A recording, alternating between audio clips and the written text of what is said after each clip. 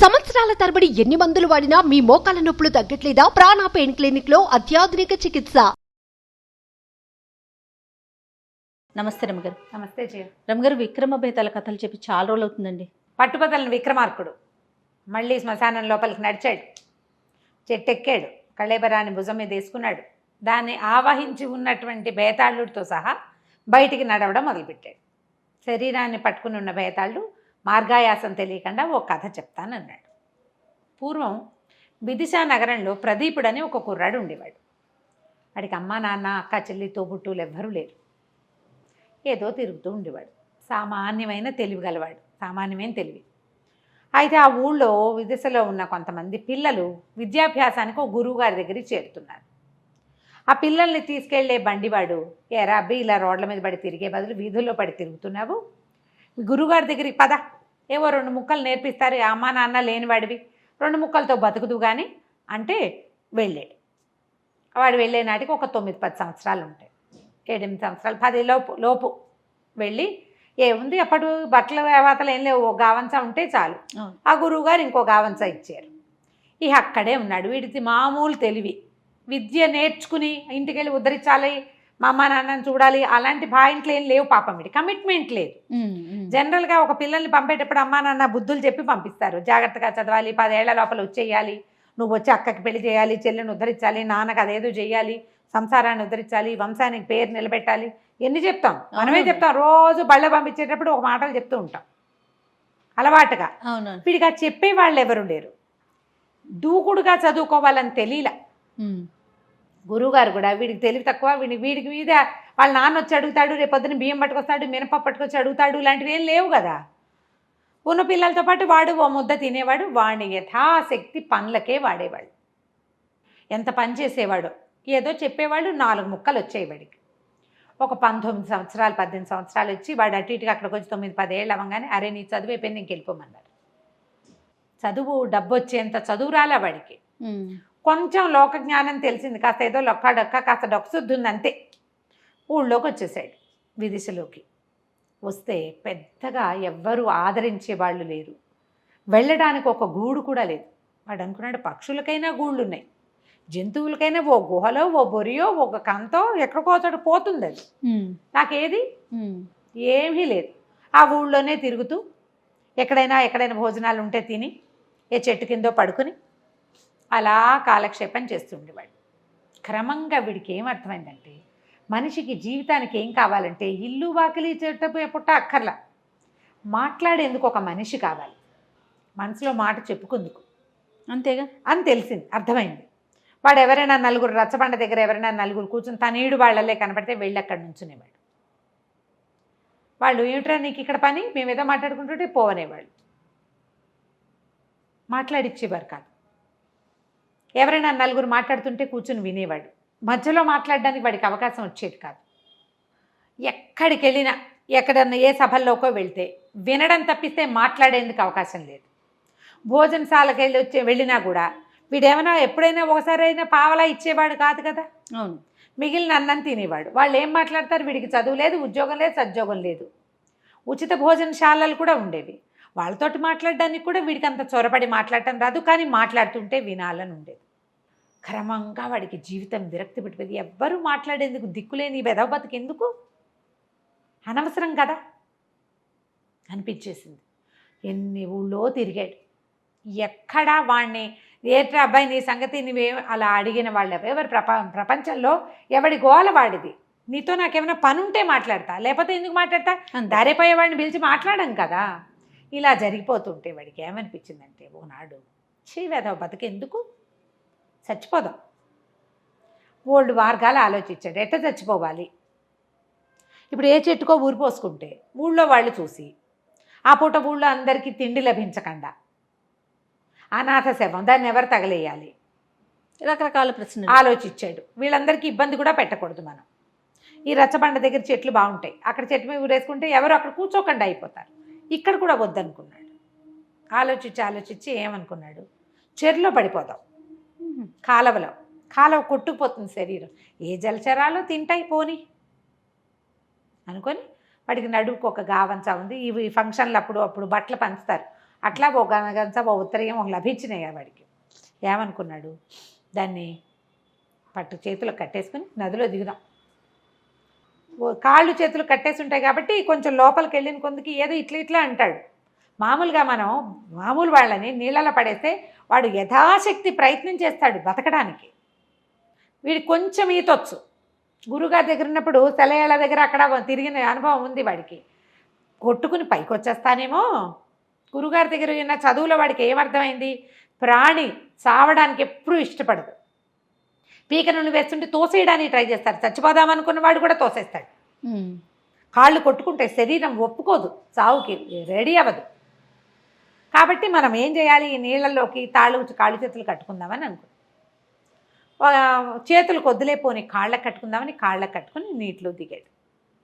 దిగి లోతుకి వెళ్తూ ఉండగా తనకి 2 బారాల దూరంలో ఒక కుర్రాడెవిడో కొట్టుకుపోతూ సతమతం అయిపోతున్నాడు. రక్షించమంటున్నాడు, మునకలేసేస్తున్నాడు. దాంతో వీడికి అయ్యో వాడెవడో, నేను కావాలని చచ్చిపోతున్నా, వీడెవడో ఒట్టిగా ఇదిగా కొట్టుకుపోతున్నాడు, వాడెక్కడో పైనుంచి కొట్టుకొస్తున్నట్టుగా ఉన్నాడు. వీడు ఆగ మేఘాల మీద అవి కాలికి చేతులు కట్టుకోలే, ఇంకా కాళ్ళకి కట్టుకున్నాడు.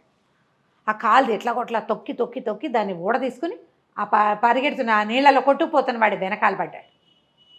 వాడు ఇంచుమించుగా వీడంతా పొడుగు ఉండి పుష్టిగా ఉన్నాడు. వీడికి ఆహారం అప్పుడప్పుడు దొరికి బక్కవాడు. వీడు ఆ పడిపోయి నీళ్ళలో పడి ఉన్నవాడు మంచి దృఢమైన వాడు, బలాఢ్యుడు. వాడిని నది మధ్యలో నుంచి ఒడ్డుకి ఈడ్చుకొచ్చేసరికి ప్రాణాలు కడబట్టిపోయినాయి. వాడి వల్ల కాల, కానీ వదిలే బుద్ధి కాల. నా వల్లే కావట్లేదు, చచ్చిపోతానంతే అర్థమవుతోంది. వీడిని వదిలేస్తే వాడు పోతాడు, నేను పోతా. కానీ వాడు ప్రాణాల కోసం కొట్టుకుంటున్నాడని అర్థమయ్యారు రెండో వాడు. వాడిని ఈడ్చుకొచ్చేసాడు. ఈ నది వెంబడి కొంతమంది పరిగెత్తుకుంటూ వస్తున్నారు, సైనికులు లాంటి వాళ్ళు. చిన్నబాబు అని అరుస్తూ. ఎప్పుడైతే ఈ కుర్రాడు, ఈ మన ప్రదీపుడు ఈ కుర్రాడిని పట్టేసుకున్నాడు, ఆ రెండో వాడిని పట్టుకున్నాడో లాక్కొస్తున్నాడో, పైగా ఏంటంటే ఎక్కడ కనపడితే అక్కడే లాక్కొచ్చేయలేరు, ఇంకా ముందుకు ఓ పక్కకు కొట్టుకుంటూ వెళ్ళాలి కదా ఈదుకుంటూ. అక్కడ దాకా వాళ్ళంతా పరిగెత్తుకొచ్చారు. ఇతను ఒడ్డు మీదకి వచ్చి వాడిని అక్కడ బారేసి ఇట్లా చొప్పకట్టల పడిపోయేసరికల్లా వాళ్ళు చిన్నబాబు అని తీసుకొచ్చిన వాడిని వదిలిపెట్టేశారు. ఆ కుర్రాన్ని పట్టుకున్నారు వాళ్ళు. నీళ్లు కక్కిచ్చారు. ఊపిరాడుతోందో లేదో చూస్తున్నారు. ఎవరు వైద్యుని కేకేసుకొస్తానని ఓ 2 పరిగెత్తారు. ఇతను మెల్లిగా ఈ ప్రదీపుడు కాస్త ఓపిక వచ్చాక నిదానంగా లేచి బయలుదేరి వెళ్ళాడు అక్కడి నుంచి. లెక్క ప్రకారం ఏమిటి, అతను చచ్చిపోవాలి, ప్లాన్ అది కదా. కానీ ఇప్పుడు నీళ్ళల్లోకి వెళ్ళబుద్ది కాదు. నిజానికి అంత నీరసం మీద వాడు మళ్ళీ లోపలికి వెళ్తే ఏమిటి, తనకంటే బరువు ఉన్న ఒకడిని నది మధ్యలో ఇంచి లాక్కొచ్చి 10 బారల పైన గ్యాప్ లాక్కొచ్చాడు. ఆ నీరసానికి నదిలోకి వెళ్తే ఈసారి వాడికి ఈదే సత్తు లేదు, గ్యారంటీగా చచ్చిపోతాడు. కానీ ఏం చేయలే, మెల్లిగా బయటకు వచ్చాడు. కాళ్ళు ఈడ్చుకుంటూ పోయి చెట్టు కింద పడుకున్నాడు. కాస్త ఓపుకొచ్చాక సాయంకాలం అయింది. ఆ దూరంగా ఒక దేవళం ఉంది, దాంట్లో సాయంకాలం గంటలు కొట్టాక ప్రసాదం పెడతారు. వీడు ప్రసాదం కోసం కాళ్ళు ఈడ్చుకుంటూ పోయి ఆ గుళ్ళో బయట కూర్చున్నప్పుడు అతను కనపడ్డారు చాలామంది. సంపన్న గృహస్థు ఒక ఆయన, నేను భార్య, ఒక 14 ఏళ్ల పిల్లవుతి, ఒక 10 ఏళ్ల పిల్లవుతి, ఇంకో 3 ఏళ్ల వాళ్ళు, 5 ఏళ్ల వాళ్ళు, వీళ్ళు కాకుండా పనివాళ్ళు, బుట్టలతోటి పలహారాలు, ప్రసాదం బాగా దొరుకుతుంది, పళ్ళు గిళ్ళు పువ్వులు తెస్తున్నారు. అంతా లోపలికి వెళ్ళారు సందడిగా. వాళ్ళకేసి చూస్తున్నాడు. నాకు ఇలా కుటుంబం లేదే, ఇది వరకు వాడికి చాలా అనిపించేది. ఇప్పుడు వాళ్ళకేసే అలా చూస్తూ ఉండిపోయాడు. వాళ్ళు లోపలికి వెళ్ళారు. లోపల పూజ చేయించారు. పూజ చేయించి మన అర్చకుడు ఉంటాడు కదా, అర్చకుడితో చెప్పాడు, ఇవాళ భగవంతుడి దయ వల్ల మా చిన్నబాబు రక్షించబడ్డాడు. లేకపోతే ఇంకా కాసేపు ప్రవాహం సముద్రం వైపు గనక వెళ్ళిపోయి ఉంటే పిల్లాడు కూడా దొరికేవాడు కాదు. ప్రాణాలు కడపట్టినాయి కానీ ప్రాణాలతోటే దొరికాడు. ఎవడో మహానుభావుడు పిల్లవాడిని సేవ్ చేశాడు. అందుకని ఈ రోజున అబ్బాయి పుట్టినరోజుగా భావించి వాడు బతికొచ్చాడు కాబట్టి ఇదంతా భోగం చేయిస్తున్నాము అని ఎన్నో లడ్లు, ఎన్నో స్వీట్లు, ఎన్ని రకాలో దేవాలయానికి 1 ఎకరం పొలం రాసిస్తున్నానని చెప్పాడు తండ్రి. ఇంతలో పని వాళ్ళు బయటికి లోపలికి తిరిగి ఒక కుర్రాడు ఒకడు పరిగెత్తుకొచ్చి పొద్దున్న చిన్నబాబుని రక్షించినలా ఒక అతను కనపడ్డాడు కదా, అలాంటి వాడే ఒకడు వాకిట్లో కూర్చుని ఉన్నాడు. సేమ్ అలాగే పోలికలో కనపడుతున్నాడు. అతను అవునో కాదో తెలియదు. ఆ పెద్ద ఆయన భార్య గబగబా బయటకు వచ్చారు.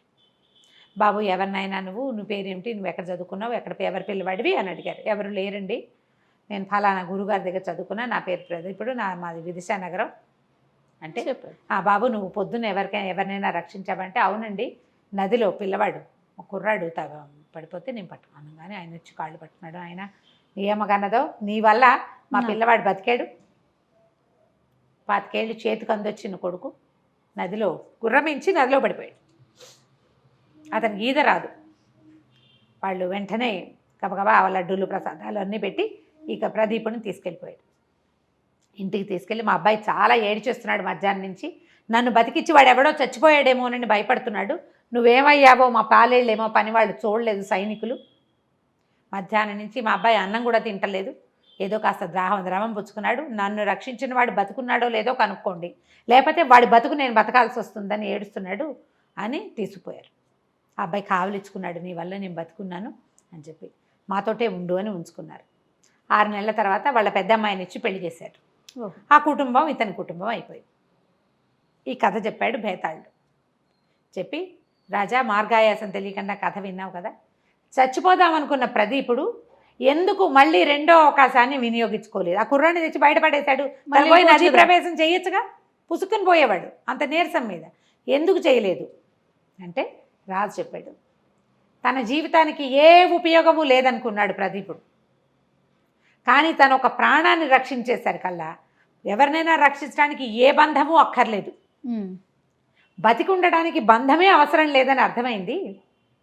బతుక్కి బంధం ఎందుకు, మనం కల్పించుకుంటాం. ఇప్పుడు వాడెవడని వాళ్ళ అమ్మగన్న కొడుకుని వీడు ఎట్లా రక్షించాడు, తల్లి ఎట్లా ప్రాణం పోసిందో ఇతను అట్లా ప్రాణం పోసాడు కదా, నేను ఇది చేయగలను, ఈ ప్రాణమే గొప్పది అని భావించి ఇక చచ్చిపోకూడదు అని నిర్ణయించుకున్నాడు. అతనికి ఎప్పుడైతే బతుకు మీద తీపొచ్చిందో అతనికి బతుకు దగ్గరకు వచ్చింది. ఆ తర్వాత జమీందారులో లోపల పెద్ద ఉద్యోగంలోనే చక్కగా ఇంటల్లుడుగా హాయిగా స్థిరపడి ఉంటాడు అని చెప్పాడు. ఎప్పుడైతే మౌనభంగం అయ్యిందో భేతాళుడు రైమని ఎగిరిపోయాడు, నువ్వు మౌనభంగం చేసావు కాబట్టి మళ్ళీ కలుద్దామని చెప్పేసి వెళ్ళిపోయాడు. కథ కంచికి మనం ఇంటికి. నమస్తే రమ్మగారు. నమస్తే జయ. సుమన్ టీవీలో మీ పర్సనల్ అండ్ బిజినెస్ ప్రమోషన్స్ కోసం కింది నెంబర్కి కాంటాక్ట్ చేయండి.